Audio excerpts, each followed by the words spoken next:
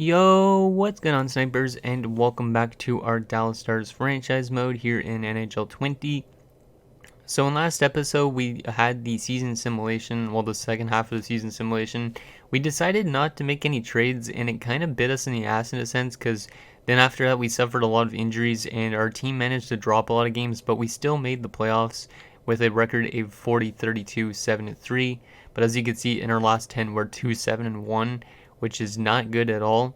Chicago's also been struggling as of lately, but we have kind of both like a pretty close squad to an extent. We're better offensively, they're better defensively and goaltending wise, I think. So it's just going to come down to if we could score a lot of goals like we did during the regular season, and if Wackala could play like he did last year in the playoffs. So anyways, let's get into this first round of the playoffs, see if we could get back to that second round again, or are we going to be packing our bags early this year? Like last year, we went all the way to the Cup Finals in our first ever playoff appearance, which was kind of surprising.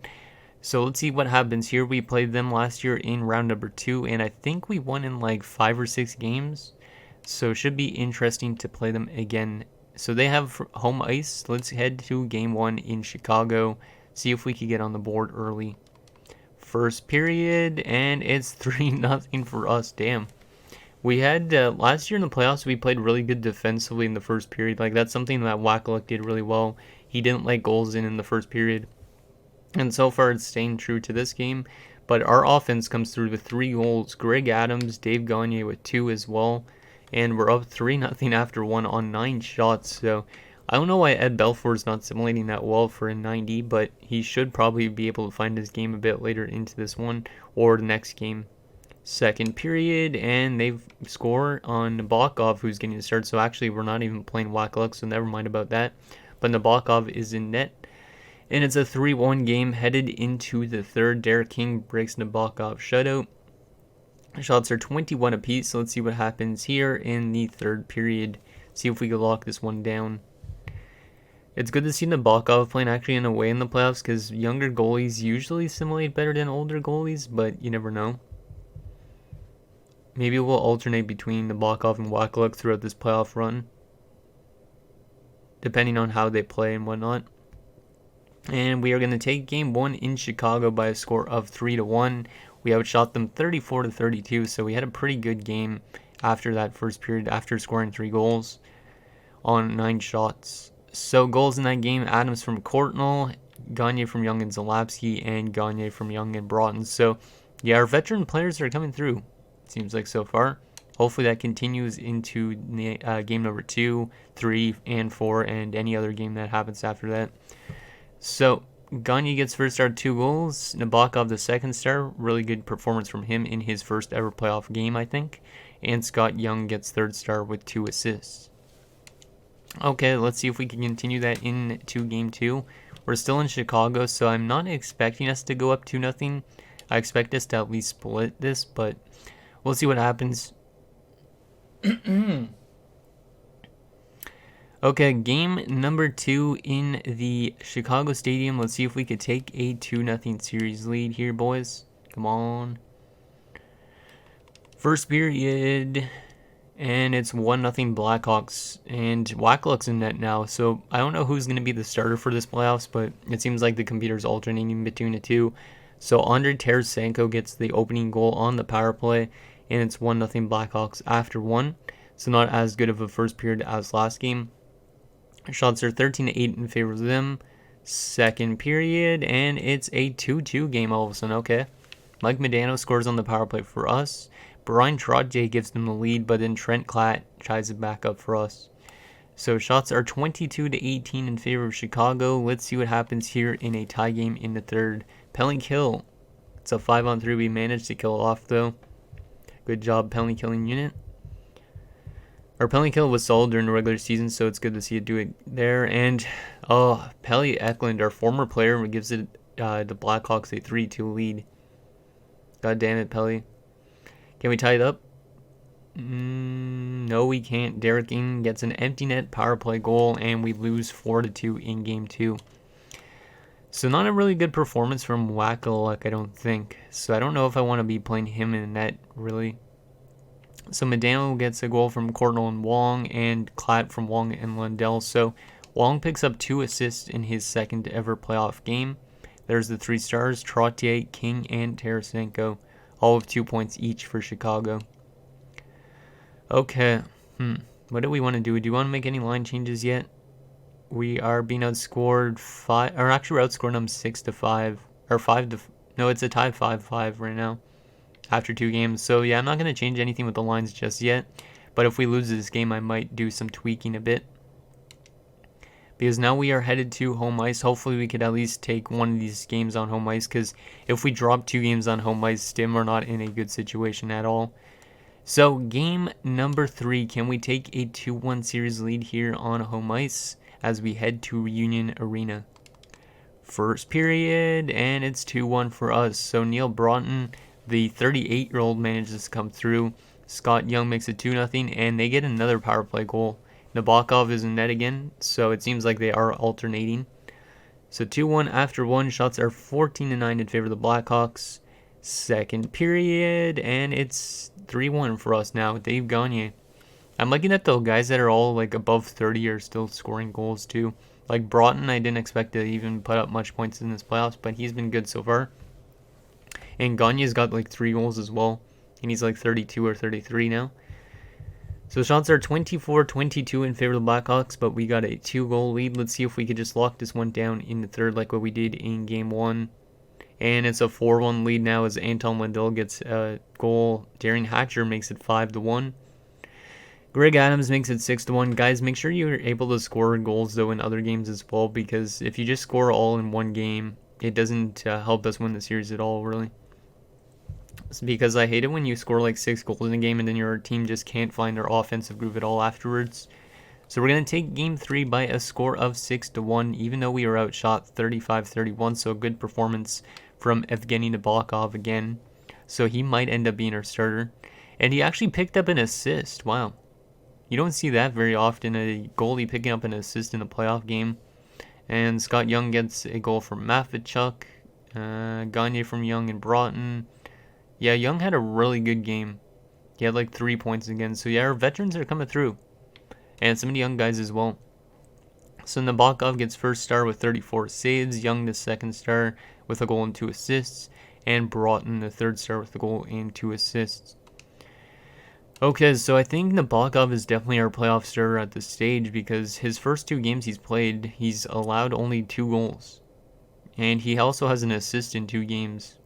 Let's just make sure he's in net for this game as well. Maybe the computer was just alternating for the first 2 games, because I would rather just Nabokov stay in net. I don't want to be like alternating every single game between him and Wakaluk. Yeah, Nabokov will start again. They're both 83 overall, so that's probably why they're both getting time to play. So Nabokov actually did grow a bit during the season, which is good.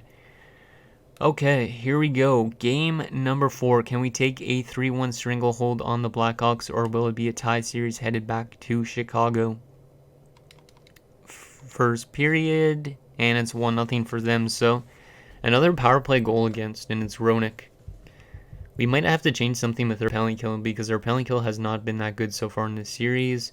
Shots are 12-8 in favor of the Blackhawks, but we're only down 1 goal. Let's see what happens here in the second, and it's 2-0 them now. And it's Roenick again. Of course, it's JR. Nabokov lets in 2 goals for the first time in a playoff game for his career. Let's see what happens here in the third. Can we get at least a goal in this game? But I am going to change up our penalty kill, I think, a bit, because it's allowed like maybe 4 power play goals already in the series. Come on, boys, let's break the shutout at least.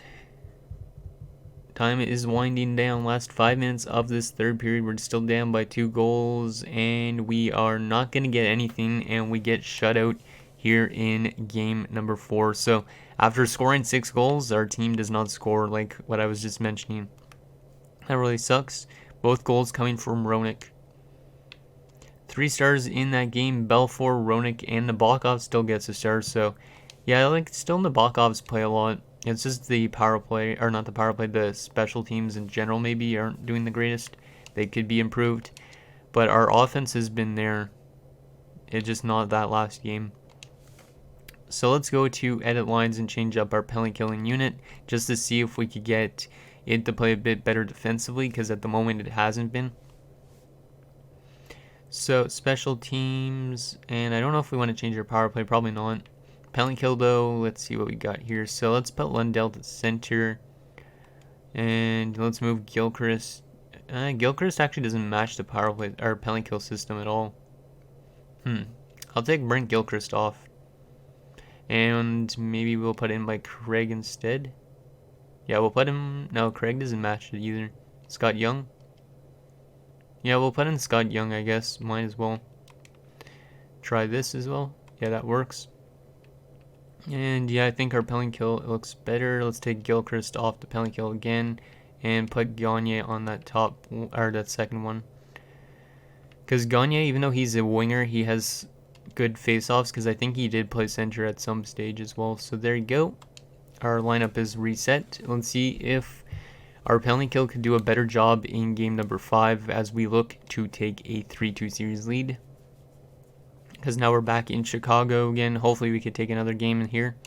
So game number 5, come on boys, let's find that offense we had in game number 3.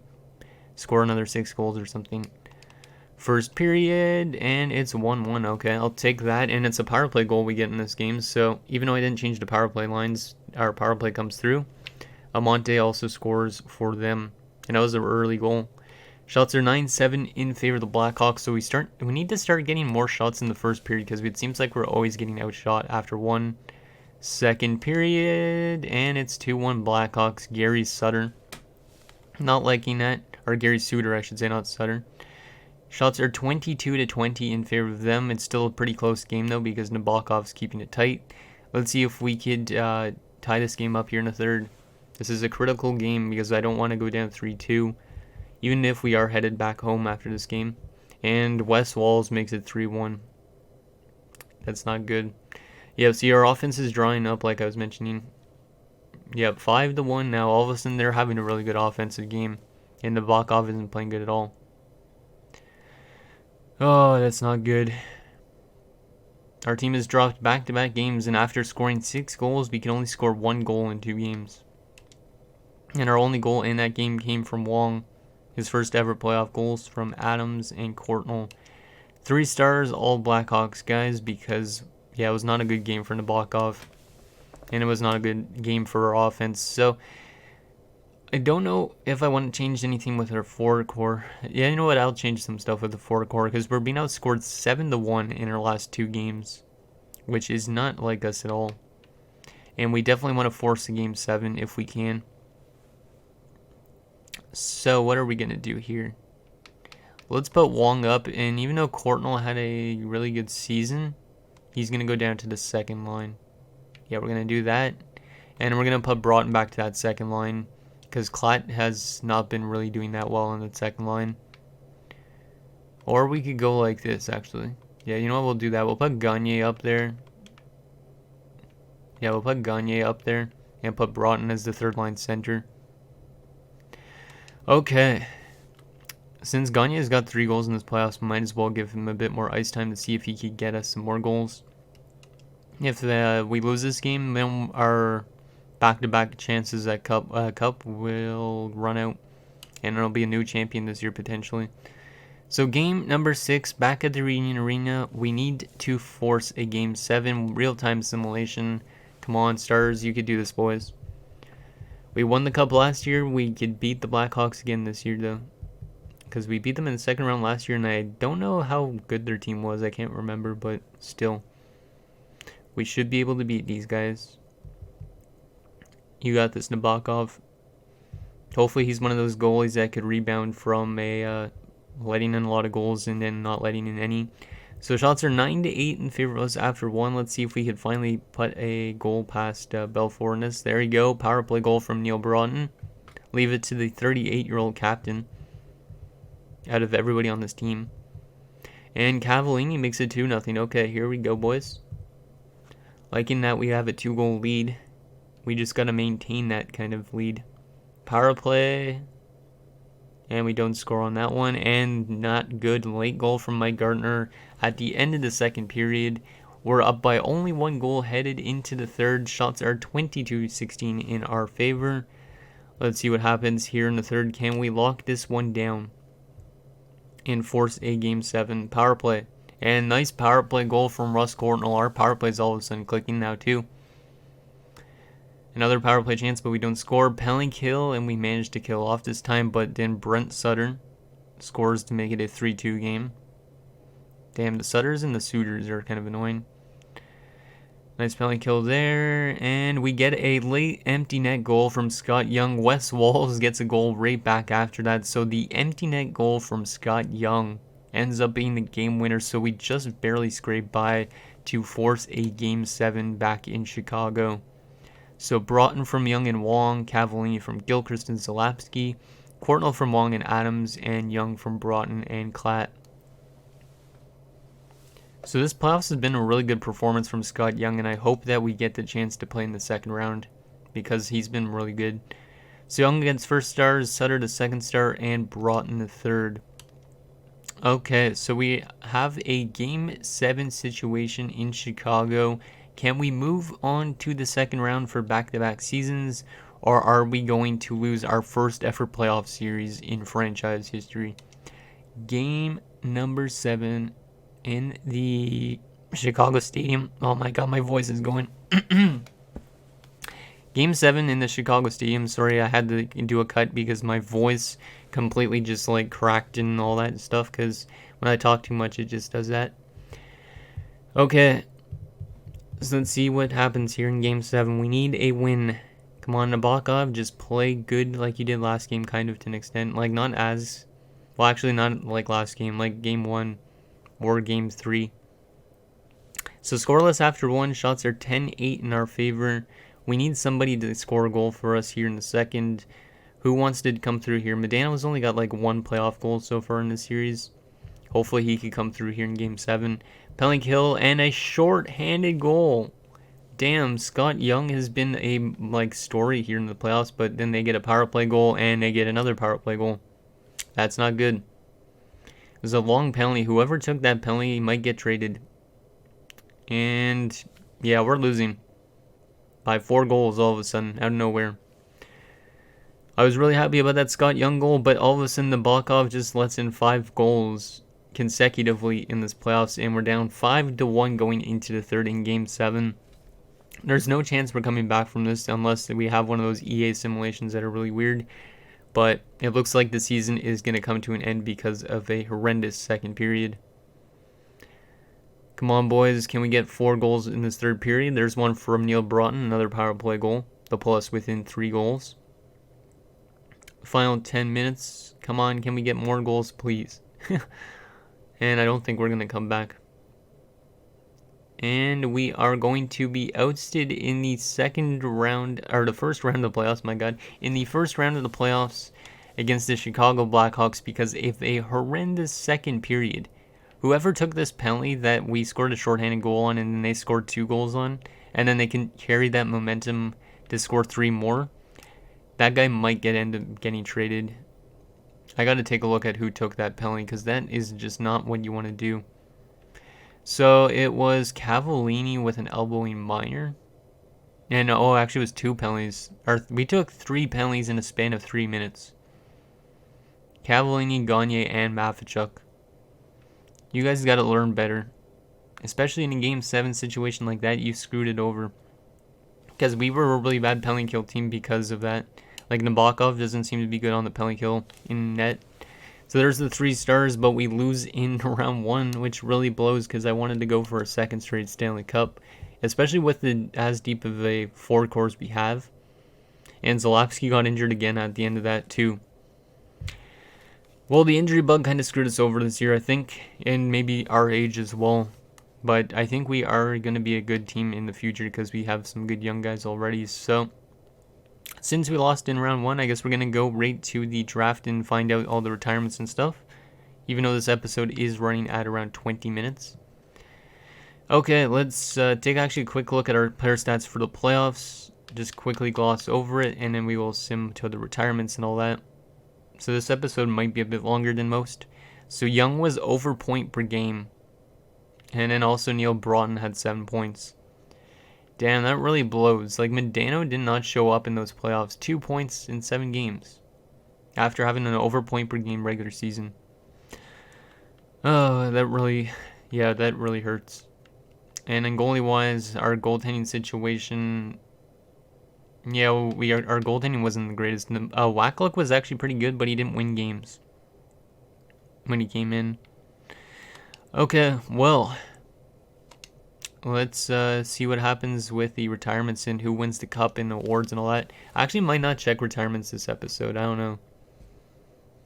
Because this episode is running long and there could be a lot of retirements this year. So I might just do a end of the season wrap up in terms of awards and all that. And then I think that'll be it. And in the next episode, you guys will find out the retirements right away. Just to make it a little bit easier for you guys to like not fully stay here for 30 minutes or whatever for an episode. So I wonder who's going to be the Stanley Cup champion this year, and it's going to be the Pittsburgh Penguins, who win their first Stanley Cup since the 1992 season in real life, I guess you could say. And the Lehigh Valley Phantoms win the Calder Cup. So let's take a look at the awards. Not really surprised that Pittsburgh won, because obviously Pittsburgh's got still like Yager, Lemieux. They got some really good players, so makes sense. I actually didn't take a look at the player stats across the league during the regular season in last episode. I meant to do that. Let's take a quick look at that as well, because I should have done that in the last episode, but I completely forgot. So I apologize. But yeah, Joe Sakic and Sundin had the best season. Yager had a good season. It was a pretty crazy year, it looks like, for points. And then the best goalie during the season was Tommy Salo. Damn, Pittsburgh went on to win the cup after signing Tommy Salo. That's pretty interesting. Let's take a look at the playoff tree, how that all happened. So, Chicago took us out in 7. They ended up going all the way to the Cup Finals. So it was actually a Pittsburgh and Chicago Cup Finals like it was in 92. So that's pretty cool. Detroit lost in round 1. LA got to the second round. Edmonton went to the second round. Vancouver lost in the conference finals. And then in the East, Boston got to the second round. Pittsburgh got to the Cup Finals, obviously won. New Jersey got to the second round. And the Rangers got to the conference finals. Okay. Let's take a look at those individual awards for the season. So Pittsburgh winning the Stanley Cup. The Rangers winning the President's Trophy. And it was Chicago and Pittsburgh in the Cup Finals. As for individual awards, Sakic wins the Art Ross. Yager wins the Hart. Brian Leetch wins the Norris for the second straight season. He could have had 4 straight, but Galley took the other 2. Brian Leetch also takes home the Lady Byng. Trevor Wong wins the Calder, so that's good. We had back-to-back Calder winning rookies, so that's nice. Yager wins the Conn Smythe this year as well for Pittsburgh. Damian Rhodes wins the Vezina, that's really weird. Mike Richter wins the William N. Jennings. Keaton Middleton, is that him? Or Chris Middleton? I think it's Keaton. Yeah, I think it's Keaton. He wins the Bill Masterton. I don't even know how he's playing. Knighty wins the Adams. Rod Brindamore wins the Selke. That makes sense because I think he did win a Selke at least in his career. Yager wins the Lindsay. Sundin also wins the Richard. Okay. Let's take a look at the AHL. So some guys winning it that used to play in the NHL, like Igor Larionov. But yeah, not a whole lot of former NHLers down there.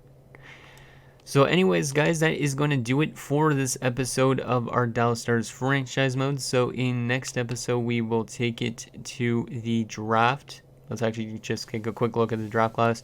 And we'll also have the re-sign stage. We'll see the retirements. And hopefully this team could maybe make a better push next year, because this team kind of went through some injury problems.